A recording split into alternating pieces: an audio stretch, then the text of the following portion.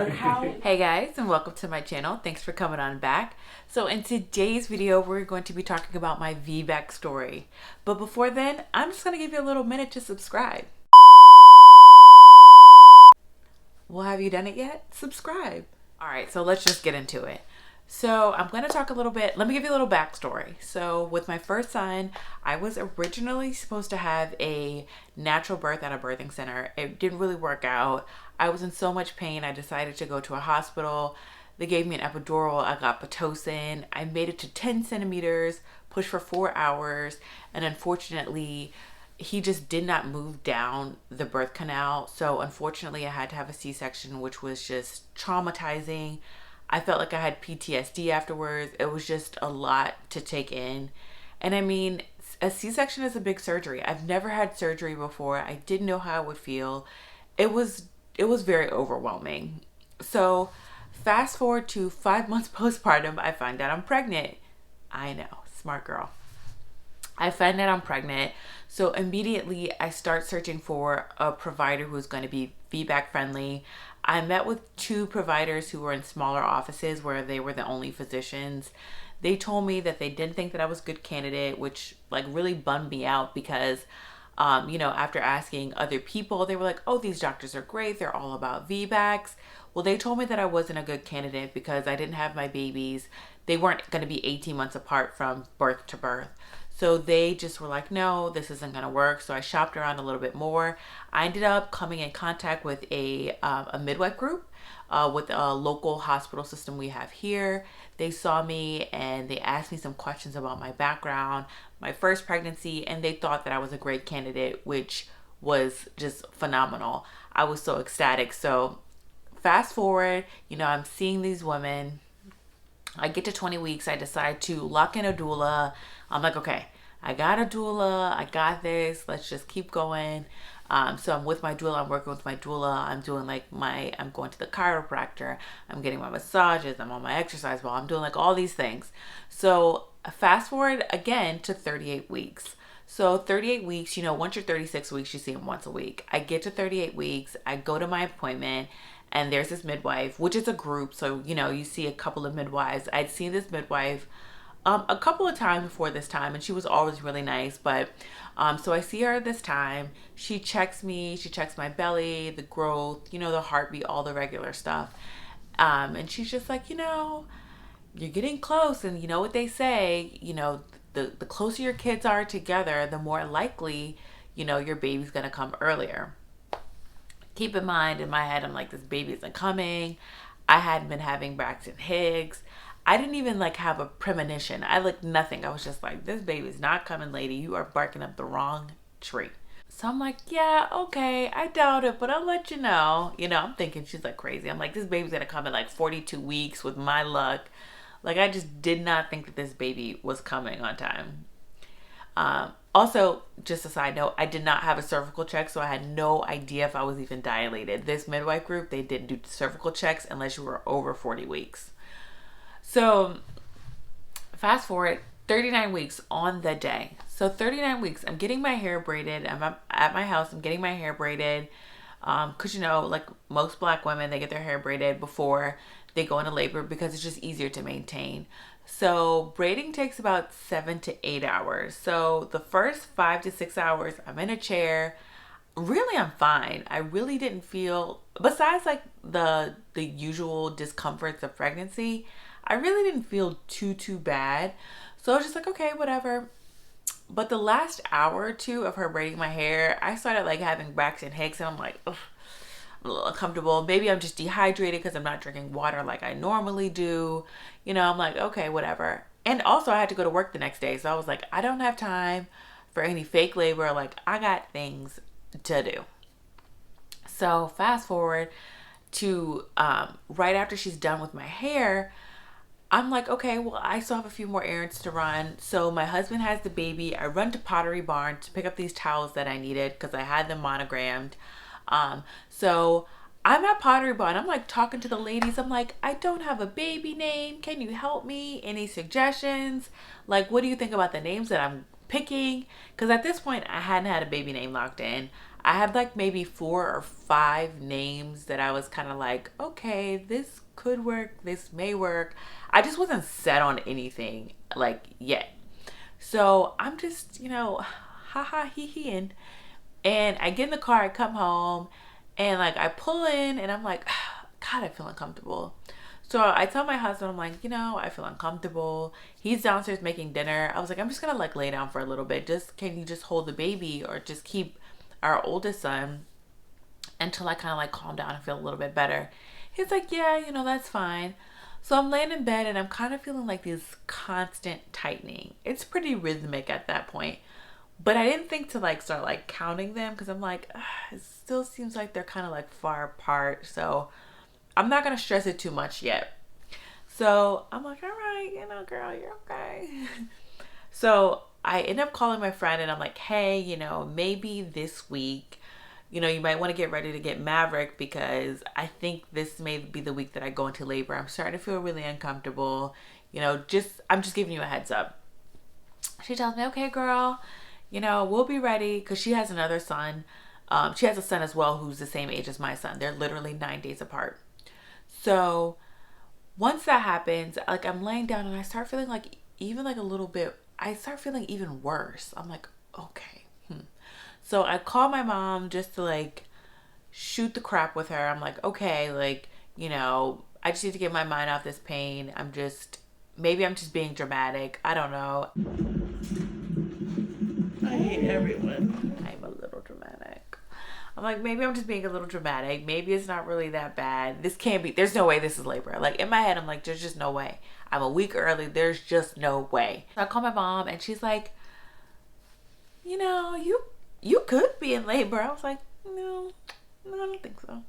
My husband's like, how about I bring you something to eat and you just try and relax and see if that helps. So I ate and I was like, well, maybe I feel a little bit better. So I like laid down and he was just like, I'll keep the baby, like while you try and get some rest. So maybe 20 to 30 minutes after that, I'm like, oh God, I'm kind of, this is really uncomfortable. So I call the midwife and I'm like, hi, I don't really feel well. I'm not sure if this is like true labor. Can you just tell me what to do? I remember I was like, how can I make this stop? What? She was like, well, that's not how this works. I was like, but they're just Braxton Hicks. I'm almost certain it's not labor. She was like, we'll see. She was like, I have a feeling I'm going to be seeing you tonight, but just try. She was like, but some other alternatives are you can get in the tub, you can get on your ball, all these things. And I'm like, okay, like let me get in the tub. Let me try and splash around. Maybe I'll feel better. So I get in the tub and I'm just like moving around. I'm like pushing my feet off the tub, like pushing my body with my feet, just hoping that I'm like gonna feel better. I'm like, okay. So the warm water did feel good for like 5 minutes. After a while, things start revving up and I'm like, all right. I was like, that's it. Pack up the car. We have to go. I have got to get to the hospital. Like I am so uncomfortable. So I call my friend and I'm like, hey, can you go ahead and come to the house, pick up Maverick because I think I need to go to the hospital. And she's like, all right, girl, I'll be there. And I'm just like, I don't think I'm in labor, but I'm just really uncomfortable. And maybe, tomorrow or in the next few days, I'll probably go into like real labor. Stupid me. So about 30 minutes pass. I'm like, look, girl, meet me at the hospital. I cannot wait. My husband, I'm like yelling at my husband. I'm like, get the bags, pack the car. My husband told me, he was like, well, I was trying to pack the baby some snacks and you were like, forget the snacks, get in the car. I would never, ever do such a thing like that. So I'm not quite sure who he's speaking about, but it wasn't me, obviously. So I called my friend. I'm like, yeah, just meet me at the hospital. So we get in the car at this point. I look over. And my husband, we're on the highway. I look over and my husband's doing 110. Thank God we did not hurt someone or kill someone, hurt ourselves, get a ticket. Thank God no one was on the highway at this point. So, and obviously I didn't tell him to stop. I was in so much pain. I didn't care what he was doing. We get to the hospital. My friend finally gets there. She gets Maverick. and she takes him home. I'm like waddling up the stairs into the elevator by myself while my husband tries to park the car. I'm like, you know, I just cannot do this. I get up to the 9th floor and they're like, you know, can you pee in a cup for us? I'm like, I am not peeing in no cup. Take me back. Take me back now. So finally, they let me into one of the rooms, the triage rooms, and they were like, lay back, let's put a monitor on you. We need to monitor the baby and the contractions. So like I try and lay back, and like they start to strap me in. I'm like, take it off, take it off, take it off, take it off, take it off. Like I could not control, like I was out of my mind at this point. I was so uncomfortable. Like I didn't want anything to touch me. I was just out of it. I hated it. So the midwife like moseys in, the same midwife, mind you, that I saw a week ago. She was like, well, nice to see you. Hi. I'm like, lady, I don't want your hi. Fix whatever this is so I can go home. So she's like, I just need you to lay back so I can check your cervix and see if you're dilated. So finally, like I calmed down. I'm just like, okay, let me just calm down. Finally, I calmed down. She checks my cervix, and like while she's doing it, she's just like smiling. And I'm like, this lady is going to pull her hand out of me and tell me like, lady, you're psycho. You're only 1 to 2 centimeters dilated and you're fine. So she like takes off her gloves. She turns around. She's like, honey, you're 9 centimeters. In my head, I'm like, stop the tape, rewind, play it again. There's no way. There's no way I'm 9 centimeters. No freaking way. So, you know, mind you, like I've already had this C-section. Like, so in my head, like all these thoughts just start like coming in. I'm like, am I going to be able to do this? Like I've already made it just in 10 centimeters and I didn't do well. Like, can I do this? So while I'm like thinking all these crazy thoughts, like doubting myself if I could even do this, someone has the great idea to tell me, well, you don't even need an epidural. You're like practically there. Just go ahead. You know, you can do it. I was like, oh, hell no. I am getting an epidural. You are crazy. I am getting an epidural. So finally, they were like, okay, you can get an epidural. So they put in the call to the anesthesiologist. And I'm like, you have got to give me something in the meantime until the anesthesiologist gets here. Because, you know, that can take a while. They were like, okay, we're going to try and get you an order for something. So they were like, we got you some fentanyl. And I'm like, ugh, fentanyl. Because fentanyl is such a tease. It's like gives like a millisecond of like pain relief. And then you're like right back to feeling all the pain that you felt. So I took the fentanyl. I was like, whatever. I was like, but you guys need to tell the anesthesiologist he has got to get here and get here fast. Like I was losing it.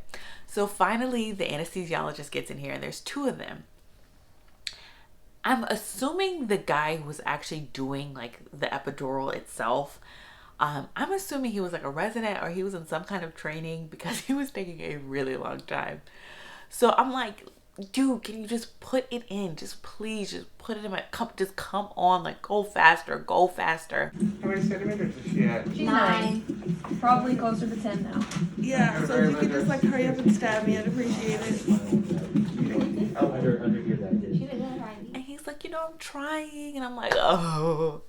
So finally I get the epidural. And then, of course, what happens? I get nauseous. So that same dinner that my husband made me, mind you, it was rice, gravy, and chicken. I start vomiting everywhere. They give me the bag and my adrenaline was rushing so much and it was so much happening.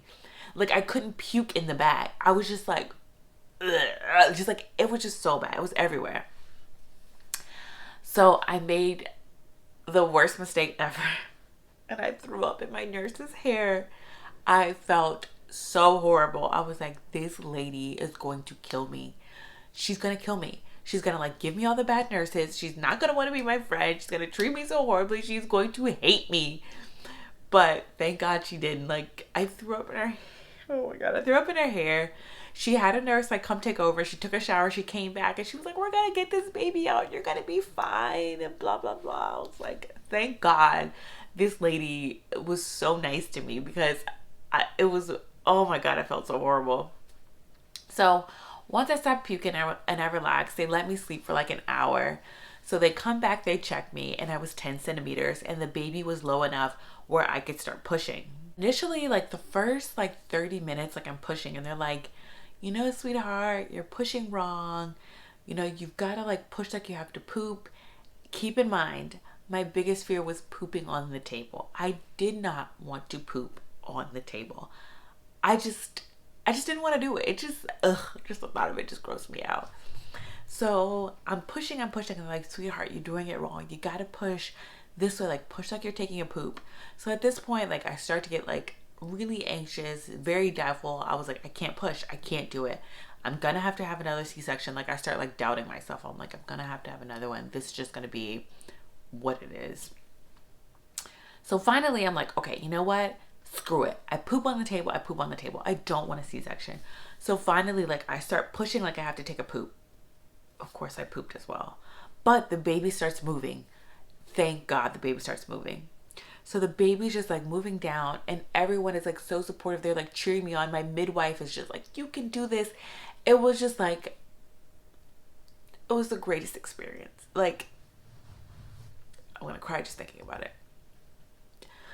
So I'm pushing and pushing, and about 30 minutes after, like I was pushing the right way, like the baby came out, you know, it came out of my vagina. And it was just the best experience. Thank you guys so much. Oh my God. I couldn't have asked for a better experience. I was so ecstatic that I was able to have this baby vaginally, because like I said, you know, my first birth, it was just so traumatic that I knew I needed a VBAC to kind of make me feel whole all over again. So after like I pushed, and the baby's like laying on my chest, which was just the best feeling ever, my husband decides to make the comment. He says, wow, I feel like I just gave birth myself. This is just so overwhelming. Obviously he wanted to die. Like obviously, like I can't think of anything else he wanted more at that point. But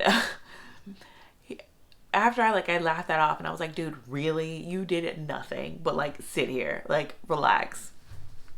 So after that, you know, they stitched me up. Unfortunately, I did have a 2nd-degree tear. They stitched me up, but it, like I had the baby, like it was a feeling like I cannot describe. It was crazy.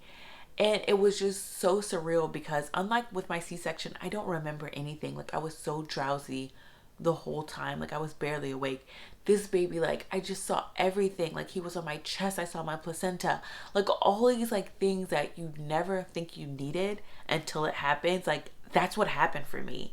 And I just felt so good. It was just pure perfection. It was the birth I dreamed of. It was beyond words. It was beyond perfection. It was just everything. So after that, we got to like go to like our room, and everyone congratulated me, and they told me what a good job I did.